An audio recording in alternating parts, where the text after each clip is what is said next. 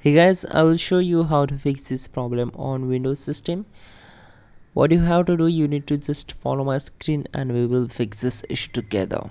This solution is applicable for Windows 10 as well as Windows 11 operating system. So let's begin.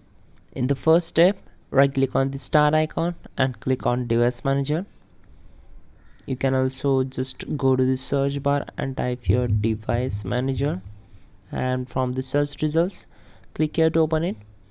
Once we are here, we need to find out monitors, so simply click on this icon to expand this and right click on the particular device, select properties, go to drivers tab and click on update driver, then select the first one and the base driver will be installed automatically. If this not work, then select the second option, click on let me pick from a list of available drivers on my computers, and you can select any one of the model and select next. Again it will install the latest drivers for your particular device.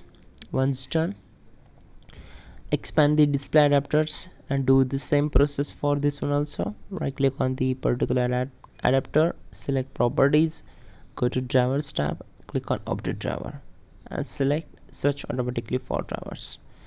Once done, your problem will be solved. If this not work, you can simply right click on it, select uninstall device and simply restart your system and problem will be solved.